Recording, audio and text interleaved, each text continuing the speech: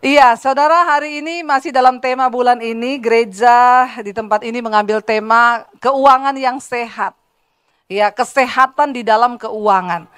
Saya percaya Tuhan itu memanggil kita, saudara, dan Tuhan tuh pasti mau melihat anaknya, umatnya, memiliki keuangan yang sehat. Amin apa amin? Siapa yang mau keuangannya sehat? Angkat tangan dulu. Ya, sehat itu artinya apa? Pokoknya cicilan teratasi. Ya, segala kebutuhan teratasi. Ya, jadi tidak ada jatuh cinta dan jatuh tempo. Ya, jadi Tuhan itu mau, saudara, hidup kita ini mengalami kelimpahan, bahkan kita bisa menjadi berkat lewat keuangan kita. Tetapi seringkali ya itulah orang Kristen. Ya, dia mau mengalami semua yang baik, tapi tidak mau melakukan kewajibannya dalam firman Tuhan. Saudara, saya selalu berkata begini, berkat Tuhan itu ada syaratnya, kasih Tuhan itu nggak ada syaratnya. Contohnya bagaimana? Ketika kita berbuat dosa, bahkan Tuhan memilih saudara dan saya menjadi anaknya, itu bukan karena kita ini baik. Tanpa syarat Tuhan menebus kita, tanpa syarat dia mengambil saya menjadi anaknya. Bahkan ketika saya berdosa, Tuhan pilih saya. Jadi bukan karena kita baik, nggak ada syarat apa-apa. Saudara bikin dosa kemarin, hari ini saudara datang pada Tuhan, saudara minta ampun. Tuhan nggak ngomong gini, kamu lakukan dulu syaratnya, baru kamu datang minta ampun. No, kasih Tuhan itu tidak bersyarat. Tetapi berkat Tuhan itu bersyarat. Janji Tuhan itu bersyarat. Makanya saudara, di dalam Alkitab kita lihat janji-janji Tuhan. Jika engkau sungguh-sungguh mengikuti ketetapan-ketetapanku, maka perjalananmu di dunia ini berhasil dan beruntung. Itu satu, ada sebab, ada akibat. Apabila engkau dengan sungguh-sungguh, firman Tuhan berkata, menjadikan kebenaran menjadi barisan depanmu, maka kemuliaan Tuhan akan mengikuti engkau. Ada sebab, ada akibat. Ya, itu semua janji Tuhan. Nah, bagaimana kita ini dalam kehidupan kita sebagai orang percaya mengalami keuangan yang sehat? Ya, itu sangat penting. Kita seringkali hanya pengen berkat. Tapi kita lupa ada janji Tuhan, ada syarat yang harus kita lakukan supaya janji itu tergenapi di dalam hidup kita. Hari ini tema kecilnya, ya tema besarnya keuangan yang sehat. Tapi tema kecilnya adalah persembahan persepuluhan. Nggak usah menatap saya dengan muka yang kayak begitu. Saya tahu ini tema yang sulit untuk dijabarkan kepada orang percaya. Tetapi mau tidak mau, saya berdoa Roh Kudus memimpin saya ya untuk memberitahukan kebenaran supaya kita mengalami kemerdekaan, kesehatan dalam keuangan. Dan firman itu hanya bagi mereka yang mau kok saudara. Tidak ada paksaan. Kalau saudara mau lakukan, silakan, Anda yang akan diberkati. Saudara tidak lakukan juga tidak apa-apa, Anda yang akan menanggung resikonya. Nggak usah tegang gitu mukanya. Senyum sedikit saudara. Jadi saya tidak terintimidasi menyampaikan ini. Saudara, ya banyak yang datang bertanya kepada saya, Bu, perpuluhan itu kan di perjanjian lama. Ya, kita kan sudah di perjanjian baru. Bagaimana kita masih bisa memberi perpuluhan lagi? Itu sudah di perjanjian lama. Saudara dengar baik-baik. Kenapa perjanjian lama itu ditulis? Tidak dihilangkan supaya kita belajar dari nilai-nilai yang ada di dalamnya. Saya berkata begini saudara, perpuluhan itu Tuhan ajarkan kepada bangsa Israel. Pada waktu itu kita tahu bersama, 12 suku Israel, 11 suku itu mendapat bagian tanah. Mereka bekerja sebagai petani, sebagai peternak. Tapi satu suku yaitu Lewi dikhususkan menjadi pelayan Tuhan atau imam. Nah, persepuluhan dari 11 suku ini harus dibawa ke Bait Allah untuk siapa? Untuk umat, untuk Lewi, untuk hamba-hamba Tuhan agar ada persediaan makanan di dalam rumah Tuhan. Persepuluhan itu untuk mencukupi pelayanan, tapi jangan dimasukin saham. Ini pesan bagi gembala-gembala. Saya bukan hanya berkhotbah bagi jemaat, Tapi saya berkhotbah bagi kita semua pelayan Tuhan dan juga gembala-gembala sidang. Seringkali di satu gereja itu karena uang kebanyakan dimasukin saham. Nah, di masa pandemi terjadi pemurnian, kena saham sampai ratusan miliar. Kapok, itu namanya pemurnian. Bilang amin dong. Biar bertobat yang dengar. Jadi uang jemaat juga nggak bisa disalahgunakan. Saudara, kenapa? Jemaat itu memberi perpuluhan tuh dengan mengalahkan kedagingan. Saya tahu tidak mudah. Banyak yang datang, Bu, saya cicilannya itu segini. Saya terima itu segini. Kalau saya ambil tuh perpuluhan, saya tidak cukup. Saya cuma bilang ini, jadilah sesuai imanmu. Memberi perpuluhan bukan soal perjanjian lama, perjanjian baru. Memberi perpuluhan itu untuk melatih sikap hati kita ini tidak tamak, nggak rakus akan uang. Katakan amin. Jangan rakus akan uang, saudara. Uang itu sangat-sangat berbahaya. Kenapa, saudara? Yesus berkata, kita baca dulu Injil Matius pasal yang ke-6. Injil Matius pasal yang ini tidak ada di dalam ayat ya, tapi nggak apa-apa. 6 ayat 24. Kenapa sangat berbahaya kalau kita menjadi hamba uang, saudara? Yesus berkata begini, saudara. Tak seorang pun dapat mengabdi kepada dua tuan. Karena jika demikian, ia akan membenci yang seorang dan mengasihi yang lain. Atau ia akan setia kepada yang seorang dan tidak mengindahkan yang lain. Kamu tidak dapat mengabdi kepada Allah dan kepada Mamon. Satu-satunya yang Yesus sejajarkan dirinya dengan Allah, dengan penyembahan, yaitu siapa? Uang. Kamu tidak bisa mengabdi kepada Allah dan kepada Mamon. Di dunia ini, saudara, orang kalau tidak bertobat, yang dia cari apa? Nomor satu, orang yang tidak bertobat, nggak kenal Tuhan, yang dia cari apa? Apa, saudara? Nggak usah pura-pura nggak tahu. Yang dia cari uang. Orang yang mengenal Tuhan, yang sudah percaya pada Tuhan, harusnya yang dia cari Tuhan. Tapi ternyata di dalam prakteknya masih banyak orang yang ngaku Kristen, tapi lebih fokus kepada uang daripada Tuhan. Kenapa, saudara, saya berkata bahwa perpuluhan itu wajib? Karena kita ini sebenarnya bukan hanya 1/10 yang Tuhan punya. 1000% dari hidup kita adalah milik Tuhan. Ingat itu baik-baik. Ketika engkau memberi persepuluhan, itu hanya untuk melatih sikap hatimu itu tidak pelit, tidak tamak, tidak rakus akan uang. Kenapa kita harus berlatih terus memberi perpuluhan, mengalahkan kedagingan untuk memberi, saudara, supaya kita nggak jadi hamba uang yang mengabdi kepada Mamon. Karena kalau engkau mencintai Mamon, engkau pasti akan membenci Tuhan. Makanya banyak orang itu gampang, saudara, nyanyi, ku berikan hatiku dan jiwaku, semuanya bagimu. Waktu diminta uangnya, halo, pret. Nyanyi pinter, orang Kristen tuh kalau di gereja nyanyi pinter, kayak iya oh. Tapi waktu sudah bicara soal uang, sorry Tuhan, hatiku kuberikan, jiwaku kuberikan, tapi dompetku tunggu Tuhan. Makanya kita ini tidak pernah mengalami yang namanya kesehatan di dalam keuangan. Dan hati-hati, saudara, jangan terjebak. Tapi kita maunya diberkati banyak. Sementara kalau sudah bicara menabur, tunggu dulu, banyak nih yang terdapat di sini, gak usah angkat tangan. Di dalam hati saja bertobat. Ya, apalagi ngasih persembahannya, lagunya persembahan kami sedikit sekali. Sedikit terus ngomong apa? Kiranya Tuhan terimalah dengan senang apa? Hati. Kurang ajar nggak? Udah ngasihnya sedikit, minta Tuhan terima dengan senang. Lalu terdengar suara dari surga, malaikat bernyanyi, berkat yang ku beri. Nyanyi, sedikit sekali. Lalu apa? Kiranya hanya Engkau terimalah dengan senang. Halo saudara. Ada sebab, ada akibat.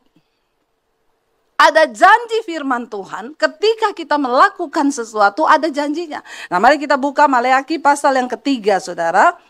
Kita baca mulai ayat yang ke-6. Maleakhi 3 ayat yang ke-6. Apa kata firman Tuhan di sana? Ya, Maleakhi 3 ayat yang ke-6 firman Tuhan berkata begini. Bahwasannya aku Tuhan tidak berubah, dan kamu, Bani Yakub, tidak akan lenyap. Ingat, Tuhan tidak berubah, janjinya nggak pernah berubah. Sejak zaman, dikatakan ayat yang berikutnya, sejak zaman nenek moyangmu, kamu telah menyimpang dari ketetapanku dan tidak memeliharanya. Kembalilah kepadaku, maka aku akan kembali kepadamu, firman Tuhan semesta alam. Tetapi kamu berkata, dengan cara bagaimanakah kami harus kembali? Ini terjadi kepada bangsa Israel. Mereka ini sudah berbuat dosa, melanggar ketetapan Tuhan, tapi enggak ngeh-ngeh. Dikatakan Tuhan kembali. Dengan cara apa Tuhan kami kembali? Emang kita salah apa? Ada orang-orang yang enggak tahu diri, saudara. Ya kayak bangsa Israel ini. Enggak tahu apa yang sudah mereka lakukan.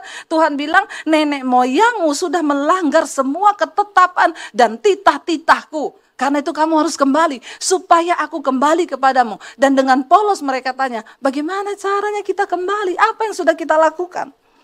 Ayat yang berikutnya berkata begini. Tuhan berfirman, bolehkah manusia menipu Allah? Ya, namun kamu menipu aku. Tetapi kamu berkata, dengan cara bagaimanakah kami menipu engkau? Mengenai persembahan persepuluhan dan persembahan khusus. Orang yang tidak mentaati dan main-main di dalam hal keuangan dimasukkan dalam kategori menipu Tuhan. Lalu kita bertanya, bagaimana caranya? Bangsa ini bertanya, emang bisa Tuhan ditipu? Tuhan gak bisa ditipu. Tapi bagaimana caranya kami menipu engkau? Mengenai persembahan persepuluhan dan persembahan khusus. Pada zaman dulu Tuhan mengatur bangsa ini, kamu harus membawa persembahan ini, persembahan khusus ini, tapi mereka tidak melakukannya. Ayat berikutnya berkata begini, kamu telah kena kutuk, tetapi kamu masih menipu aku. Ya, kamu seluruh bangsa. Sudah kena kutuk, nggak sadar, nggak ngerti, masih tipu Tuhan lagi. Ini sangat berbahaya, saudara.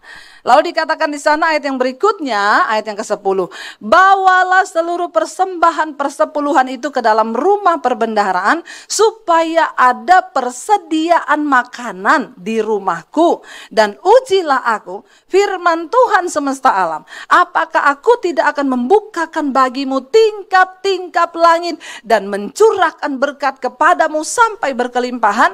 Aku akan menghardik bagimu belalang pelahap, supaya jangan dihabisinya hasil tanahmu, dan supaya jangan pohon anggur di padang tidak berbuah bagimu, firman Tuhan semesta alam.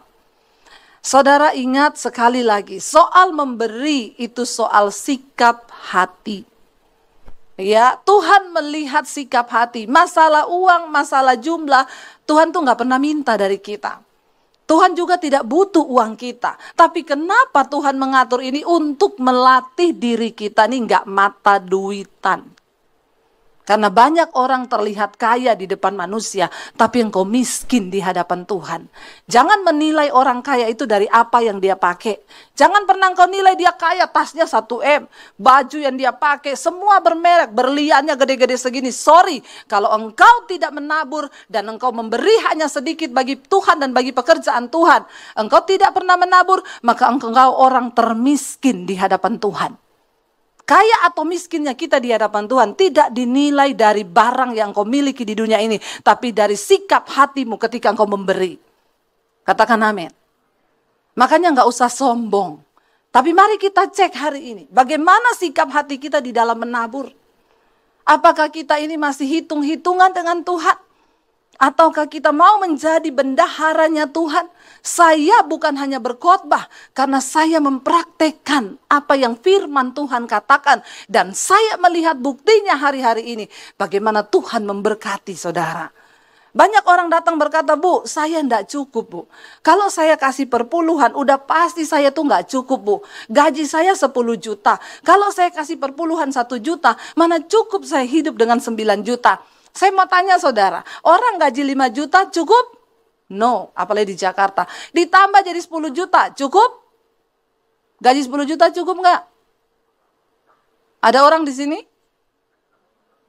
Saudara digaji 10 juta cukup? Enggak. 15 juta cukup enggak? Enggak lagi. 20 juta cukup? Tidak cukup. 25 juta? Tidak cukup. Akan selalu kita berkata tidak cukup. Lalu nunggu cukupnya kapan? Kalau kita berkata saya enggak cukup, Bu, kalau menabur, berarti engkau kurang iman. Karena untuk menabur, jangan tunggu cukup. Di dalam Alkitab, persembahan terbesar yang tercatat di dalam Alkitab bukan dari orang kaya. Dari seorang janda miskin yang memberi dengan sikap hati yang benar. Karena dia tahu hidupnya seluruhnya milik Tuhan. Saya mau bersaksi saudara, kalau di depan kita ini kita nggak tahu keadaan seperti apa. Tapi Alkitab tidak pernah bohong. Tuhan bilang siapa yang menabur, dia yang akan menuai. Engkau memberi sedikit, engkau akan menuai sedikit. Engkau beri banyak, engkau akan menuai banyak. Ini yang ngomong Alkitab, bukan saya sebagai pendeta. Mari kita uji hari ini hidup kita. Saya pernah mengalami yang lamanya tinggal punya uang 50 ribu. Tiba-tiba orang datang untuk bawa anak sakit, pinjamnya berapa? 50 ribu. Suami saya masuk ke kamar ngomong, "Say, ada orang di luar pinjam uang berapa? 50 ribu. Padahal uang kita kan tinggal 50 ribu ya. Kenapa dia nggak pinjam 25? Kalau 25 kan masih bisa bagi 2. Suami saya ngomong begini, saya nggak bisa memutuskan. Karena kalau tanya saya udah pasti nggak saya kasih. Kita juga harus berhikmat, besok kita nggak ada uang. Terus suami saya bilang, tapi kamu aja yang putusin karena imanmu tuh nyampe yang gini-gini, aku enggak nyampe. Saya masuk ke kamar, saudara, saya berdoa, Tuhan apa yang harus saya lakukan? Firman Tuhan datang berkata, kesusahan sehari cukup untuk sehari. Besok itu ada kesusahannya sendiri. Tabur, beri. Berat bagi saya, sangat berat. Tapi Tuhan suruh, lalu firman Tuhan lagi berkata, aku yang menyediakan benih bagi para penabur. Benih itu dariku, kamu cuma penaburnya. Berikan. Saya nggak tahan malam itu, saya bilang suami kasih. Nggak usah harap ganti. Dia bilang minggu depan saya ganti. Tidak usah, bawa aja. Kalau saudara meminjamkan seseorang, jangan pernah harapkan ganti loh. Kalau engkau tidak sanggup memberi dia pinjam 10 juta, kasih sesuai takaran imanmu supaya engkau tidak berdosa. Daripada saudara harap ganti, orang yang nggak bisa ganti, saudara tagih-tagih dia nggak kasih, bikin status lagi di Facebook. Banyak orang Kristen yang kayak begitu. Lebih baik engkau beri sesuai takaran imanmu dan relakan itu. Ya, relakan. Kalau dia bilang, saya pinjam 20 juta. Saudara jangan bohong, saya nggak punya. Sorry, takaran imanku nggak nyampe 20 juta. Saya kasih aja kamu 5 juta, nggak usah balikin. Begitu caranya saudara, supaya kita nggak berdosa. Akhirnya suami saya kasih, yakin nih kasih, besok anak kita nggak ada susu loh. Tuhan bilang, kesusahan sehari cukup untuk sehari. Dikasih saudara uang itu. Saudara tahu nggak tunggu lama, besok ada orang memberkati kami 10.750.000. Itu 20 tahun yang lalu loh. Jangan pulang dari sini cari-cari orang yang mau pinjam 50.000. Tuhan tuh nggak bisa direkayasa. Dia melihat sikap hati kita. Tuhan cuma mau uji. Nih ya punya duit tinggal segitu. Ini orang mata duitan apa enggak? Tapi banyak orang sekarang berani loh beli tas miliaran, beli tas ratusan juta, naburnya saiprit. Malu di hadapan Tuhan, malu. Malu saudara. Jangan engkau pikir orang memandang kau hebat dengan semua yang kau pakai. Tapi berapa taburanmu? Saya mau bersaksi kepada saudara. Saya sampai hari ini beli tas 30 juta nggak berani saya. Kecuali dikasih orang saya pakai. Tapi kalau beli, no. Tapi maaf saudara, saya tabur untuk pembangunan gereja di desa. Setiap minggu, Pak, ini yang gereja hari ini minggu pengeluaran berapa? Kami lagi ngedak, Bu, 84 juta. Saya beli tas dapat berapa saudara? Tapi Tuhan memberi saya hati yang begitu luar biasa. Saya tabur gak pernah mikir. Tapi saya mau beli tas 30 juta gak berani. Tapi saya bersyukur. Tuhan masih taruh alarm itu di hati. Makanya saya bilang jangan nilai orang kaya dari barang yang dia pakai. Kalau itu cuma buat kepuasan dan kesombongan dirimu, maaf, engkau gak berarti apa-apa di hadapan Tuhan. Bukan apa yang kita pakai dinilai Tuhan. Belajar menabur. Dan ketika saya terus melakukan itu, saya mau bersaksi sama saudara sampai hari ini. Lumbung saya terus diisi oleh Tuhan. Saudara, saya mau bersaksi, bayangkan saya mau buka sekolah misi. Bolak-balik ke Jawa Tengah, mau cari daerah Karanganyar tanah. Kami punya kerinduan bangun sekolah misi, lalu kami akan sekolahkan orang-orang dari kampung untuk jadi hamba Tuhan. Lalu mereka harus pulang ke desa-desa supaya Indonesia ini tidak dihijaukan. Saya keliling ke daerah-daerah, sudah jadi hijau Indonesia, saudara. Gereja tidak lagi ada di mana-mana. Kita hamba-hamba Tuhan sudah gak saling peduli. Yang di kota mana ada peduli sama yang di desa. Saya berdoa, Tuhan saya sudah siapkan uang untuk beli tanah. Kita cari-cari di daerah Solo, Karanganyar, ada yang sesuai harga, izin di situ nggak bisa. Ada yang bisa izin tapi harganya selangit. Saya hanya berdoa, Tuhan saya mau taat melakukan kehendak-Mu. Tuhan yang tunjuk jalan. Tiba-tiba ada jemaat Mesbah Doa di Semarang, dia bilang, dia dengar saya mau buka sekolah misi, dia pinjemin tanahnya 4.000 meter, saudara, lebih. Ibu pakai aja 10 tahun. Ya, tapi saya imani saya beli itu tanah. Nggak ada yang amin loh. Tolong agak respon yang agak rohani dikit ya, amin gitu ya. Dia pinjemin saya 10 tahun, lalu untuk saudara luar biasanya ketemu ini tanah dipinjemin nggak usah bayar bu.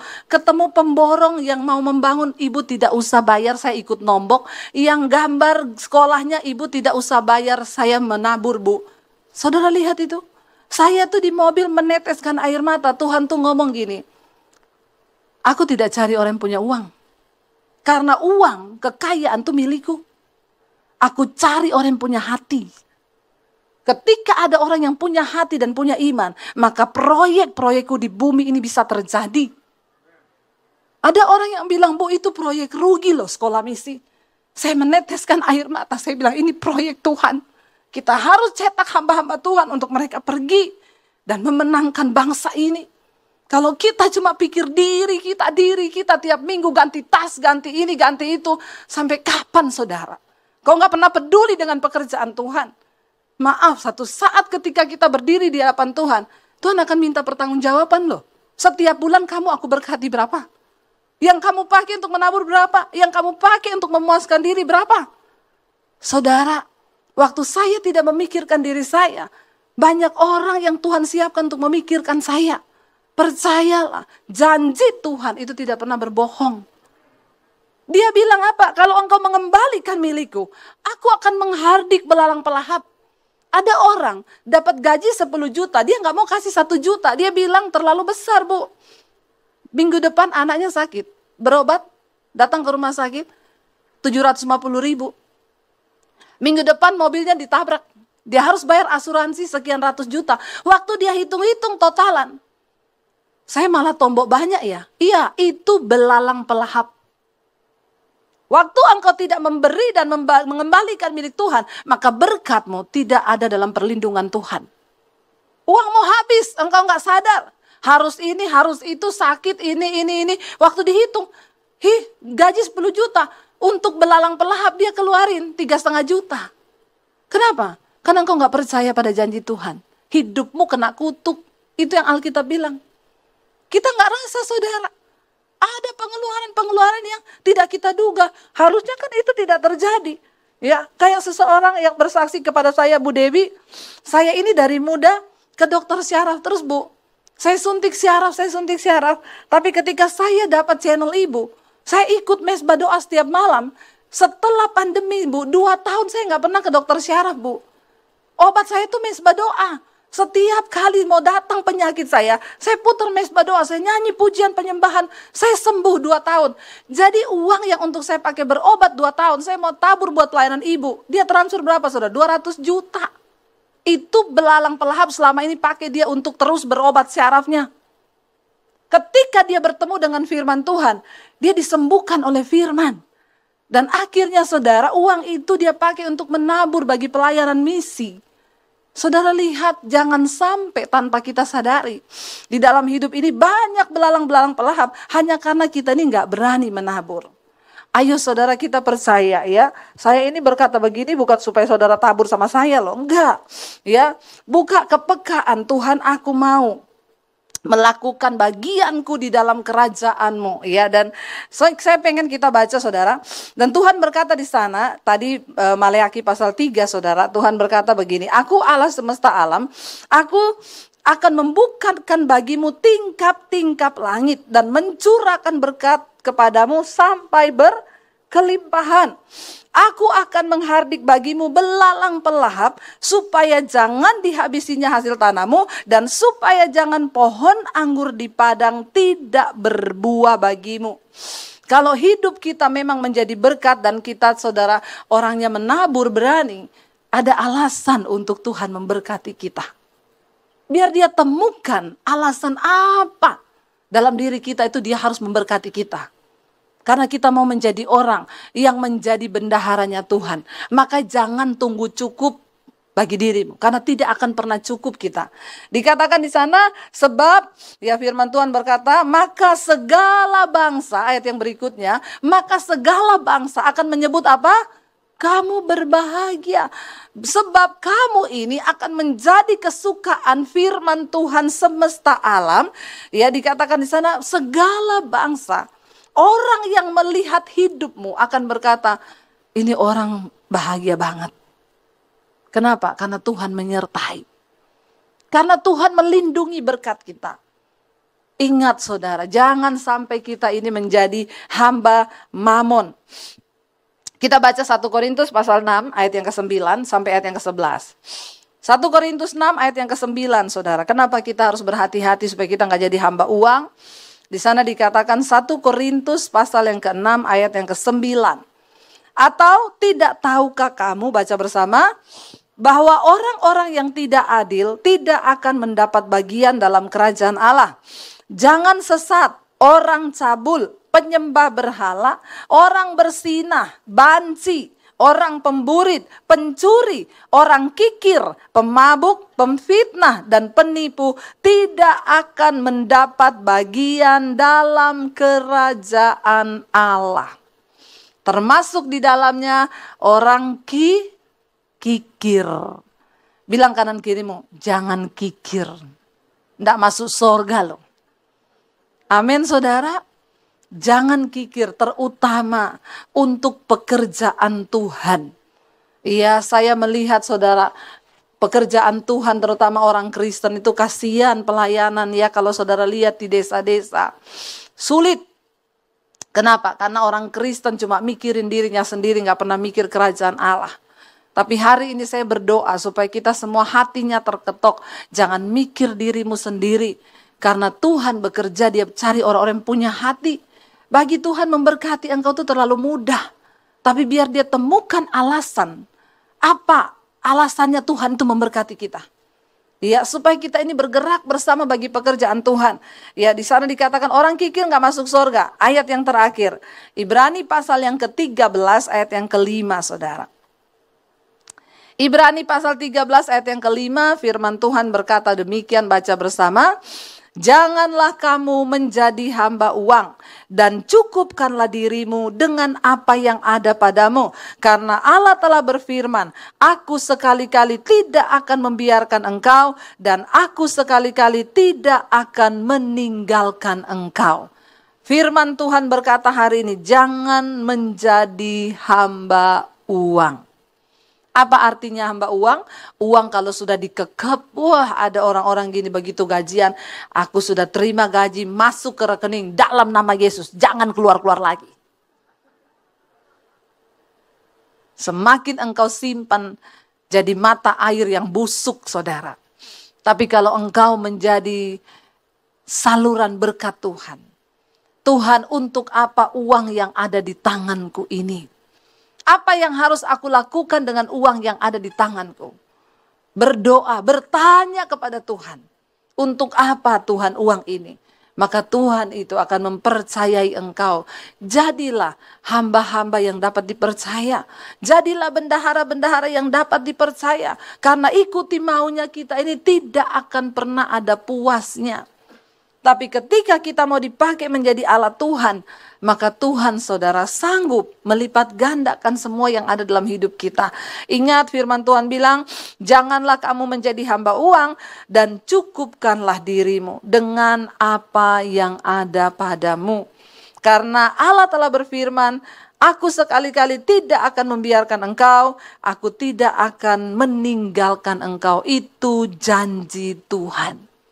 Ya, kita perlu berdoa juga buat bangsa ini saudara, supaya kepemerintahan di bangsa ini berdiri orang-orang jujur. Kenapa? Karena berkat orang jujur itu memperkembangkan kota.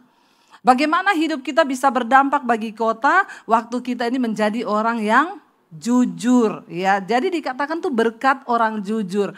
Berarti sebagai orang jujur itu ada berkatnya loh. Katakan amin. Ya, berkat orang jujur itu memperkembangkan kota, tetapi ya kelakuan orang fasik, mulut orang fasik itu meruntuhkannya. Makanya saya tidak pernah berhenti berdoa, Tuhan berkati bangsa Indonesia, murnikan bangsa ini, lembaga-lembaga negara, mulai dari Bapak Presiden, bahkan TNI, Polri, biar semua dimurnikan saudara. Kenapa? Karena kalau ada orang jujur di dalam kepemerintahan di bangsa kita, maka akan berkembang bangsa ini, akan berkembang kota ya. Tetapi kalau yang ada di atas itu semua orang fasik, maka jangankan berkembang, yang ada runtuh, kata firman Tuhan. Demikian di dalam rumah tangga kita. Suami-suami, kalau engkau menjadi suami yang jujur, maka rumah tanggamu itu berkembang. Katakan. Istri-istri, kalau engkau menjadi istri yang jujur, maka rumah tanggamu juga berkembang. Ya, kalau dalam hal uang jujur apa enggak? Ini dulu kita mulai dari yang terkecil dan yang paling utama nih dalam keluarga. Ayo bapak-bapak dan ibu-ibu, sudah saling jujur enggak hal keuangan? Tatap mata saya. Ya, kalau kita enggak bisa jujur dalam hal ini, percuma, enggak bisa kita bicara yang lain dulu. Dimulai dari yang terkecil ini dulu, masalah keuangan. Ya, tapi semua jemaat di sini sudah tahu, saya sudah mengajarkan. Ibu-ibu, bapak-bapak, suami-suami, suami istri itu saling tahu PIN ATM. Nggak ada yang amin. Supaya nanti kalau salah satu mati nggak repot. Ya, saya sudah bilang kan dulu ada suami mati mendadak, istrinya nggak ngerti nomor PIN ATM suaminya. Jadi bingung mau beli peti, nggak bisa, pinjam uang sama orang. Tunggu dulu, panggil petugas, notaris, urus dulu, baru kasih tahu PIN, baru bisa dibuka ATM-nya. Ini menjadi pelajaran bagi kita. Kita nggak bisa bicara kejujuran yang lebih lebar. Kalau dalam hal keuangan saja, kita nggak bisa jujur. Ibu-ibu tolong jangan jadi istri yang pintar cari uang. Uang suami disimpan di mana, dicari sampai kata suami, saya tuh susah bu nikah sama istri saya, pintar cari uang. Saya selipin di kaos kaki, dia ketemu itu uang. Di rak juga dia ketemu, memang istri saya itu pintar cari uang. Tapi di sini tidak, kita mau jujur. Kenapa? Berkat orang jujur memperkembangkan rumah tangga. Kalau kita hidup jujur, usaha kita diberkati Tuhan loh. Ya, asal kita mau jujur. Orang Kristen harus jujur. Dalam hal pajak juga harus. Haleluya. Supaya hidup itu nggak deg-degan, jujur itu enak. Tapi kalau simpan-simpan bohong itu nggak enak. Oke, kita akan belajar dari salah satu tokoh di Alkitab. Kalau kita ini jujur, apa yang kita dapatkan? Banyak ya, yang jujur itu Yusuf, Ayub. Kita lihat semua yang jujur-jujur. Tapi hari ini saya mau ambil tentang salah satu orang raja yang terkenal jujur di Israel. Dari 2 Tawarik pasal 31 ayat yang ke-20 dan ayat 21. 2 Tawarik pasal 31 ayat 20 dan ayat 21. Ya, dikatakan di sana, baca sama-sama 1, 2, 3. Demikianlah perbuatan Hizkia di seluruh Yehuda. Ia melakukan apa yang baik, apa yang jujur, dan apa yang benar di hadapan Tuhan Allahnya. Ayat 21 dikatakan di sana. Ya, dalam setiap usaha yang dimulainya untuk pelayanannya terhadap rumah Allah dan untuk pelaksanaan Taurat dan perintah Allah, ia mencari Allahnya. Semuanya dilakukannya dengan segenap hati sehingga apa? Segala usahanya berhasil. Siapa mau berhasil? Katakan jujur. Ya, jujur. Alkitab berkata Hizkia seorang raja yang melakukan segala sesuatu itu dengan baik, dengan kejujuran. Bahkan setiap kali dia melakukan apapun dikatakan di sana, dia meminta petunjuk Allah. Dan karena itu Tuhan membuat semua yang dilakukan, segala usahanya itu berhasil. Saudara, kita tahu bersama Hizkia ini padahal memiliki seorang ayah, yaitu raja yang terburuk sepanjang sejarah Israel, papahnya. Ya, jadi belum tentu memang ya papahnya itu baik terus anaknya baik. Belum tentu papanya jahat terus anaknya jahat. Ya, ini tergantung semua, jangan kita, wah itu memang bapaknya gitu mesti anaknya gitu, enggak harus. Atau memang anaknya gitu mesti bapaknya gitu, enggak. Ini Alkitab berkata, Hizkia itu ayahnya adalah Raja Ahaz. Itu raja terburuk di sepanjang sejarah Raja Israel, saudara. Nah, ketika Hizkia ini menggantikan ayahnya waktu ayahnya mati, dikatakan di sana, ya Hizkia itu memperbaharui semua. Dia tatanan di dalam ibadah Israel, dia memperbaiki untuk ya tatanan dalam kaum Lewi keimaman, dia menghancurkan kuil-kuil penyembahan berhala yang dibangun di zaman ayahnya Raja Ahaz. Dia kemudian ya memulai kembali pemerintahannya dengan sungguh-sungguh pemerintahan yang jujur dan takut akan Tuhan. Dan Tuhan membuat pemerintahan Hizkia itu berhasil. Ya, kita tahu kalau saudara yang pernah ke Israel, ya ada terowongan yang dibangun di bawah kota Daud, itu Hizkia Tunnel. Itu dibangun oleh Raja Hizkia, saudara. Ya, ketika Yerusalem akan diserbu, dia membuat satu terowongan air yang tembusannya sampai ke Siloam. Kalau mau pergi ke situ nanti ikut saya ke Israel. Ya, kemarin kita sempat ke sana, yang ikut saya kita turun sampai di terowongan yang dibangun oleh Raja Hizkia. Dia membangun terowongan itu, saudara, ya kita jalan tuh hampir 45 menit dengan air selutut, turun berapa kilo di bawah kota Daud. Itu salah satu keberhasilan Raja Hizkia di zaman itu loh, dia membuat terowongan di gunung batu. Di tengah-tengah batu dia bikin terowongan supaya ada air mengalir ya ke Yerusalem. Dan Yerusalem tidak mengalami kekeringan. Kenapa dia membangun sebuah, mungkin kalau sekarang kontraktor sekarang juga belum tentu berhasil loh. Tapi itu pada zaman itu loh, belum ada traktor, belum ada peralatan yang canggih. Tapi Hizkia berhasil membangunnya. Kenapa? Karena pekerjaannya disertai Tuhan. Sehingga dia menjadi berkat buat kota Yerusalem. Bukan hanya bagi keluarganya loh. Hizkia menjadi berkat, dan benar tadi Alkitab berkata, berkat orang jujur itu memperkembangkan kota. Lewat apa yang dibangun Hizkia, Yerusalem bisa menikmati air. Zaman itu kenapa terjadi perang? Bahkan sampai hari ini di negara-negara gurun pasir itu terjadi perang, yang diperebutkan cuma zat cair, air dan minyak. Itu aja, saudara. Air itu sulit di sana, sehingga ya pada zaman itu membuat sebuah terowongan dan Tuhan bikin ada airnya. Itu luar biasa kalau kita lihat. Tapi kenapa kita tahu sekarang dikatakan di sana, dalam setiap usaha yang dimulainya untuk pelayanannya terhadap rumah Allah, terhadap pelaksanaan Taurat dan perintah Allah, ia mencari Tuhan. Ya, dan semua yang dilakukannya dengan segenap hati, sehingga apa? Segala usahanya itu berhasil. Orang jujur, berkat orang jujur memperkembangkan kota. Kalau engkau hidup menjadi orang jujur, jangankan rumah tanggamu, hidupmu berdampak bagi banyak orang. Lalu apa yang kita lihat, saudara? Dari satu ya kejujuran Hizkia sehingga berkat apa yang dia bisa terima, saudara. Ya, kita tahu ketika Hizkia itu sakit. Ini adalah satu kisah yang ya sudah sering kita baca. Mari kita lihat 2 Raja-Raja pasal yang ke-20, 2 Raja-Raja pasal yang ke-20, kita baca mulai ayat yang pertama, saudara ya. 1 Raja-Raja pasal yang ke-20 ya, ayat yang pertama. Haleluya, kita lihat ya, baca bersama 1, 2, 3.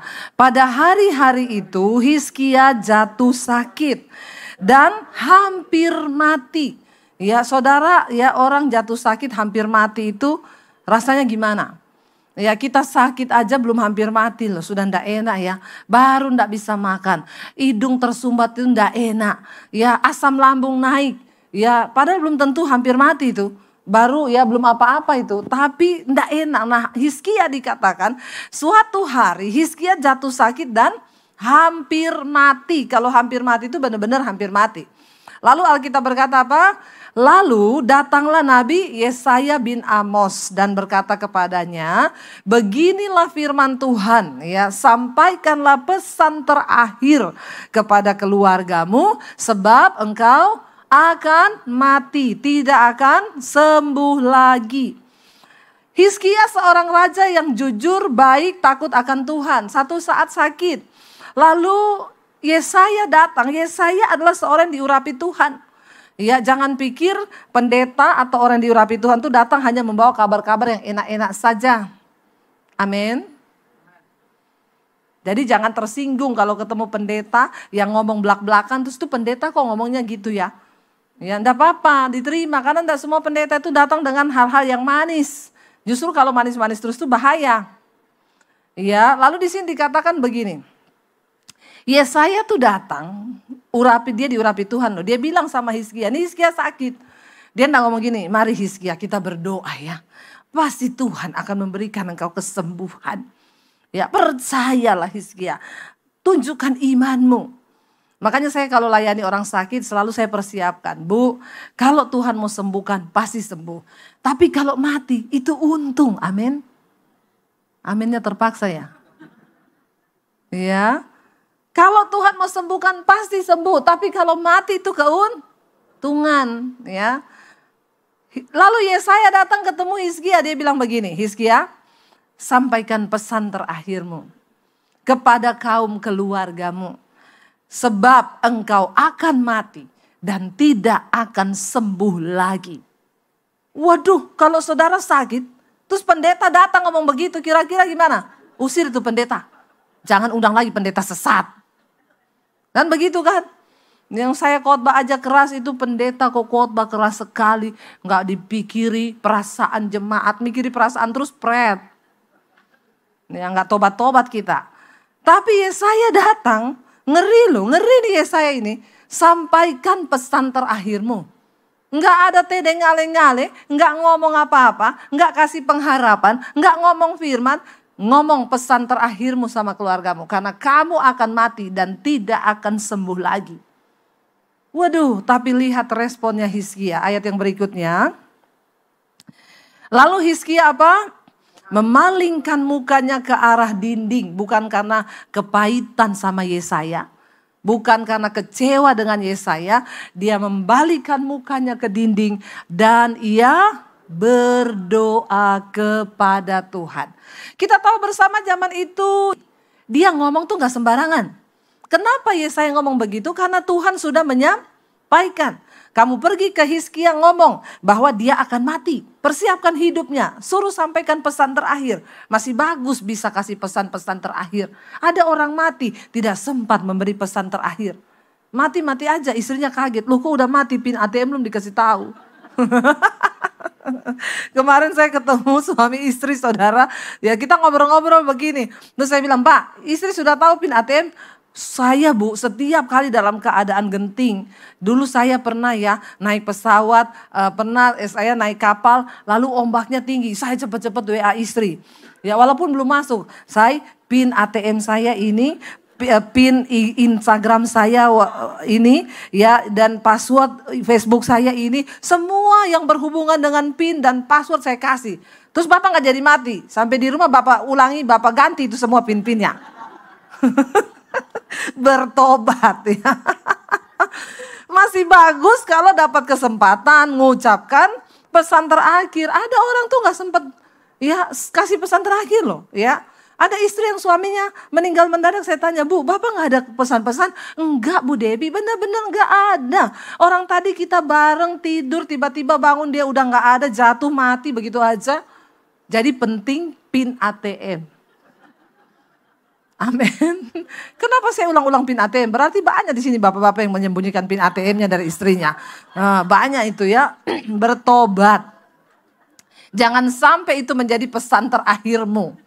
Ya, mah PIN-ku baru ngomong 1, 2. Enggak sempat saudara ya. Jangan nanti itu mempersulit hidup ya keluargamu. Lalu Yesaya ngomong begitu karena dia sudah dapat pesan dari Tuhan. Lalu Hizkia memalingkan mukanya, dia berdoa. Memang Hizkia ini orang yang takut Tuhan. Dia orang yang jujur. Ketika dia dengar sesuatu, dia tidak protes, dia tidak marah. Responnya adalah mencari Tuhan.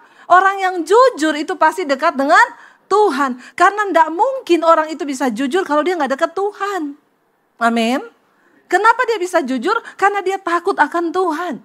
Yusuf dipercaya oleh Potifar karena dia jujur. Dia takut Tuhan karena dia dekat dengan Tuhan. Lalu ayat yang ketiga berkata apa saudara? Dia berdoa kepada Tuhan, dia bilang apa? 1, 2, 3. Ah Tuhan, ingatlah kiranya bahwa aku telah hidup di hadapan-Mu dengan setia dan dengan tulus hati. Itu sama dengan jujur. Dan bahwa aku telah melakukan apa yang baik di mata-Mu. Kemudian menangislah Hizkia dengan sangat. Dia ingatkan Tuhan. Saudara, kalau kita mau umur panjang, kasih alasan dong buat Tuhan itu memperhitungkan apa yang bisa Tuhan perhitungkan dari hidup kita untuk dia bisa kasih kita dispensasi umur panjang. Karena Hizkia hidup jujur, dia itu menjadi berkat bagi Yerusalem, bagi banyak orang, bagi gereja, bagi anak Tuhan pada zaman itu, bagi para imam. Hizkia mengatur semua pembagian ya sumbangan bagi semua rakyat Israel dengan jujur. Itu yang menjadi alasan hingga Tuhan memperhitungkan dia diberi umur yang panjang. Tapi kalau orang pemabuk, tukang selingkuh, pelit, itu curahan istri loh itu. Itu curahan hati istri itu, pelit. Nomor ATM disembunyi, istri nggak tahu jumlah uangnya. Lah terus sakit, terus minta umur panjang. Tuhan bilang, aduh hidupmu bikin repot nak. Biar Tuhan menemukan sesuatu di hidup kita ini yang akan menjadi alasan Tuhan memberi kesempatan kita hidup lebih lama. Salah satunya adalah menjadi orang yang jujur, tulus hati. Itu kejujuran. Ya, makanya Hizkia bilang, Tuhan, ya ingatlah. Kalau nggak ada yang bisa diingat apa? Tuhan ingatlah, aku ini tukang selingkuh Tuhan. Aku tiap hari selingkuh Tuhan. Ingat Tuhan, aku ini pelit Tuhan. Tuhan bilang mati aja kau. Ya, istrimu juga sudah tidak membutuhkan kau. Jadi mari kita hidup berdampak. Salah satunya dengan kejujuran. Sehingga Hizkia berdoa, dia ingatkan Tuhan akan alasan agar Tuhan bisa memperpanjang umurnya. Dia bilang, ingatlah Tuhan. Ingatlah, aku ini hidup di hadapan-Mu dengan setia. Aku hidup dengan tulus hati, dengan jujur. Dan bahwa aku ini telah melakukan apa yang baik di mata-Mu. Kemudian dia menangis dengan sangat terseduh-seduh. Lalu ayat yang berikutnya, ayat 4 berkata apa saudara? Tetapi ayat yang keempat, tetapi Yesaya belum lagi keluar dari pelataran tengah dari kamarnya Hizkia. Tiba-tiba datanglah firman Tuhan kepadanya, ayat yang kelima. Jadi Yesaya belum pergi saudara. Apa yang Tuhan sampaikan? Baiklah dan katakanlah, ya Tuhan berkata kepada Yesaya, baliklah. Jadi Yesaya ini sudah mau pulang ya, baru sampai di pelataran di ruang tengah, Tuhan bilang baliklah. balik kepada Hizkia dan katakanlah kepada Hizkia, raja umatku, beginilah firman Tuhan Allah Daud bapa leluhurmu. Telah dikatakan apa? Ku dengar doamu dan telah kulihat air matamu. Sesungguhnya aku akan menyembuhkan engkau pada hari yang ketiga. Engkau akan pergi ke rumah Tuhan. Aku akan memperpanjang hidupmu berapa?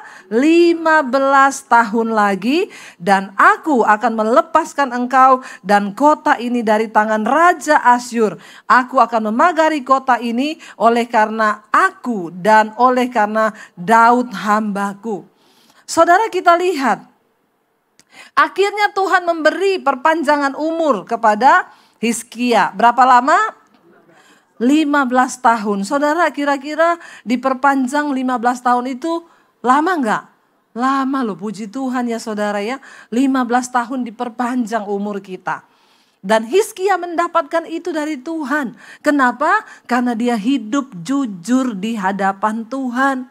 Ya, dan akhirnya Tuhan berfirman lewat Yesaya, sampaikan, bahkan dapat bonus. Tuhan bilang, bukan hanya aku memberikan engkau umur panjang, tapi aku akan memagari kotamu dan akan melindungi engkau dari Raja Asyur. Dan kita tahu bersama saudara, ya, Hizkia itu akhirnya melihat pembelaan Tuhan. Ketika beberapa tahun kemudian orang-orang Asyur itu kembali. Dan mereka mengejek-ngejek nama Allah Israel. Barisan bangsa Israel yang hidup, Tuhan yang hidup. Mereka mengejek dan mengancam Yerusalem. Dan Raja Hizkia dia pergi ke bait Allah. Untuk apa? Berdoa. Orang yang jujur doanya didengar Tuhan. Waktu Asyur datang untuk mengepung Yerusalem, ya, Raja Hizkia datang ke bait Allah, dia berdoa dan dia minta Tuhan, genapi janjimu, bebaskan bangsa kami. Dan akhirnya Nabi Yesaya datang dan berkata saudara kepada dia, ini Yesaya berkata, ya Allah telah mendengar doamu. Dan pada malam yang sama ketika Hizkia berdoa, malaikat Tuhan membunuh 185.000 prajurit di kem Asyur. 185.000 prajurit mati. Siapa yang bunuh? Malaikat. Wow enggak? Wow loh, saya sampai berkeringat loh. Wow banget. Wow, dahsyat enggak saudara? Malam yang sama, waktu Hizkia berdoa, Tuhan mendengar doa seorang yang jujur. Tuhan mendengar teriakan orang yang jujur. Dan apa yang terjadi? 185.000 prajurit Asyur mati tewas di kem mereka sendiri. Belum berperang, Tuhan bunuh habis. Nggak tahu cara matinya bagaimana, tapi malaikat membunuh. Tiba-tiba mati saudara. Dan akhirnya prajurit Asyur mereka menjadi ketakutan. Bahkan Raja Sanherib pada waktu itu langsung memerintahkan semua prajurit mundur ke Niniwe. Dan mereka akhirnya berkemah di sana. Saudara, menjadi orang yang jujur itu berkatnya luar biasa. Amin. Pertempuran apa yang sedang engkau jalani hari-hari ini di depanmu? Mungkin engkau sedang menangis karena keadaan keuangan. Engkau sedang menangis karena ada pertempuran Asyur di depan mengalami sakit penyakit yang hebat. Mungkin Asyur hari ini di depanmu adalah suamimu yang belum bertobat. Tetaplah jadi orang yang jujur. Jangan pernah memilih hidup dalam dosa. Jangan pernah memilih hidup dalam kebohongan. Karena orang yang jujur, yang pertama dia pasti takut akan Tuhan. Orang yang jujur yang kedua dia pasti hidup dalam kekudusan. Dia jujur di hadapan Allah. Apalagi di depan manusia. Hai para suami, kalau engkau di depan istrimu saja tidak jujur, maka tidak mungkin doamu itu didengar oleh Tuhan. Hai ibu-ibu, kalau di depan suami saja engkau tidak jujur, maka enggak mungkin engkau jujur di hadapan Allah. Sebab Tuhan kita adalah Tuhan yang melihat hati. Amin. Karena itu hari ini saya cuma mau bilang, percuma engkau berjelilah dengan segala usaha di tahun ini. Kalau engkau tidak sertai dengan pertobatan, hidup dalam kejujuran dan kekudusan, engkau tidak akan pernah melihat kemenangan demi kemenangan Tuhan berikan. Tetapi orang yang jujur, kemenangan itu akan diraihnya. Ini terbukti dengan Raja Hizkia. Dia menjadi orang yang mengembangkan kota Yerusalem begitu luar biasa. Dia pulihkan kembali ya kuil-kuil penyembahan berhala, dia robohkan. Dia membawa bangsa ini kembali datang kepada Tuhan. Dan Yerusalem diberkati Tuhan. Bahkan saat itu dipagari oleh Allah. Kenapa? Karena ada seorang raja yang jujur dan hidup takut akan Tuhan. Saya percaya jadilah orang-orang yang diperhitungkan Tuhan di tengah rumah tanggamu. Mungkin engkau berkata, saya punya orang tua belum bertobat Bu Debbie. Tidak apa-apa. Jadilah engkau menjadi orang yang jujur dalam keluarga. Sehingga engkau menjadi orang yang diperhitungkan Tuhan bagi keluargamu. Mungkin engkau berkata, anakku belum bertobat Bu. Jadilah engkau orang yang jujur. Karena imanmu, Tuhan perhitungkan anak-anakmu sehingga dia bertobat. Kemarin ada seorang ibu datang kepada saya, Bu Debbie, saya mau berterima kasih kepada ibu. Beberapa bulan lalu saya meminta ibu berdoa buat anak saya. Dan saya ingat banget pesan ibu, Bu, jangan tawar hati. Lihat pada Yesus, tetap berdoa buat anakmu. Satu saat Tuhan yang akan menjamah anakmu. Ibu stop, berhenti ngomong karena dia akan memberontak, dia marah dengan berbagai alasan. Ibu duduk di kaki Tuhan dan ibu tetap menjadi orang benar. Kemarin dia ketemu saya di mesbah doa, Bu, saya mau berterima kasih Bu Debbie. Kenapa? Benar Bu, sekarang anak saya bertobat, kemarin minta dibaptis, menyerahkan hidupnya kepada Tuhan. Wow saudara, ya saya bilang iya Bu. Kenapa? Karena Tuhan memperhitungkan iman ibu. Ibu yang berdiri menjadi orang yang diperhitungkan Tuhan bagi anak-anakmu sehingga mereka bisa bertobat. Saudara, berkat orang jujur memperkembangkan kota. Berkat orang jujur memperkembangkan rumah tangga. Kalau engkau hidup jujur, bisnismu itu berkembang. Semua yang engkau lakukan berkembang. Saya melihat apa yang Tuhan buat dalam hidupku itu luar biasa. Bagaimana berkat-berkat Tuhan itu mengalir semua. Apa yang saya buat rasanya nggak ada pergumulan saudara. Bangun sekolah misi sekarang sudah berjalan.